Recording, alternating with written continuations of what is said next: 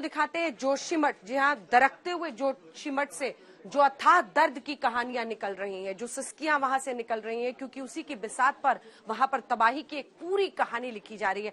कल्पना कीजिए, जिस घर में तमाम यादें जुड़ी हैं, वर्षों से रहते आए हैं, उन घरों को खाली करना पड़ रहा है। उन घरों को गिराने के लिए वहां पर तमाम टीमें मौजूद है, एसडीआरएफ, एनडीआरएफ, तमाम टीम्स हैं, विशेषज्ञ मौजूद है जो सब कुछ देख रहे हैं। वहीं पर बुलडोजर इधर से उधर दौड़ रहे हैं इन घरों को, होटल्स को गिराने के लिए। क्या बीत रही है लोगों पर, देखिए।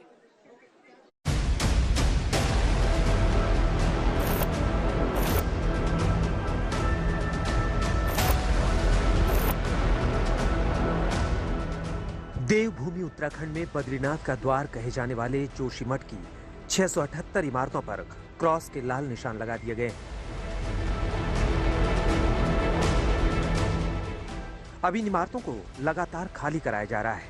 इसके बाद इन पर बुलडोजर चलने की बारी है।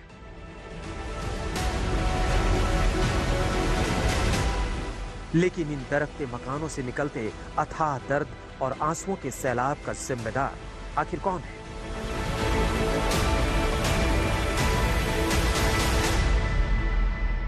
जहाँ बचपन बीता तब तो छोटा घर होता था, कच्चा। ये घर बन के तैयार था। कितनी खुशी थी कि अब यहाँ रहने आएंगे पूरा परिवार। हमें बहुत खुशी हुई। हमारे भाइयों ने पक्की मकान बना दी। हम आएंगे, रहेंगे, खाएंगे, पिएंगे, इधर नरसिंह मंदिर जाएंगे, घूमने बद्रीनाथ जाएंगे। तो अब क्या लेके जाएंगे हम? अब तो ऐसा है, अब हमारे भाइयों के लिए रहने के लिए मकान ही नहीं।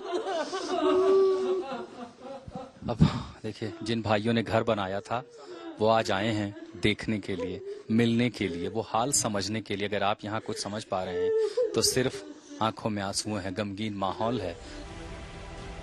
आज उन जिम्मेदारों पर भी सख्त से सख्त एक्शन जरूरी है, जिनकी वजह से हिंदुओं की देवभूमि का एक जोशीमठ जैसा शहर समाधि लेता हुआ दिखाई दे रहा है।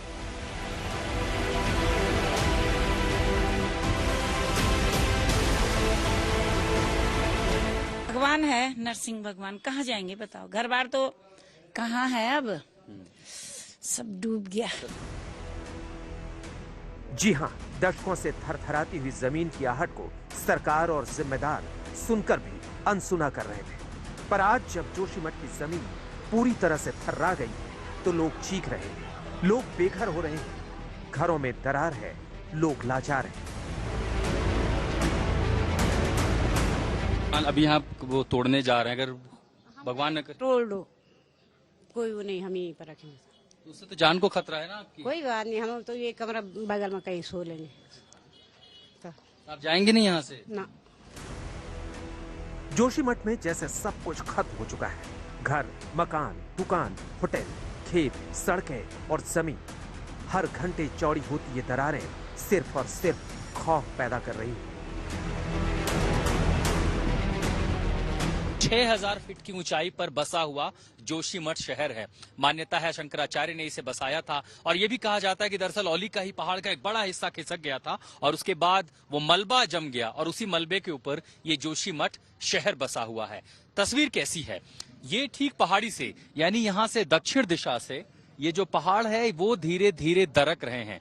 लगभग 50 मीटर लंबाई का ये जो इलाका है उसमें लगभग 600 घर ऐसे हैं जिनको चिन्हित किया गया है। तो आप समझिए कि अगर ये लोग यहाँ से नहीं हटते हैं तो ये सैकड़ों की आबादी उस मलबे का शिकार हो जाएगी और फिर एक ऐसी तस्वीर दिखाई देगी जिसका शायद हमने सिर्फ ट्रेलर केदारनाथ की आपदा में देखा था। 7 फरवरी 2021 से इलाके में कई दरारें दिखनी शुरू हुई थी और आज नौबत बुलडोजर चलाने की आ गई है। दुहाई ये दी जा रही है कि जोशीमठ में बसे 22,000 लोगों की जान बचानी है। ऐसे में जोशीमठ के 2 सबसे बड़े होटलों को ढहाने की तैयारी चल रही है।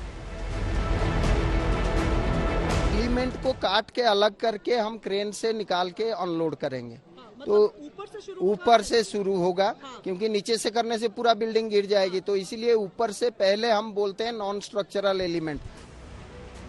होटल माउंट व्यू और होटल मलारीन दरार की वजह से लगातार पीछे खिसक रहे ये दोनों होटल आपस में टकरा चुके हैं और पहाड़ी के ढलान पर बने घरों के लिए भी ये खतरा बन चुके हैं।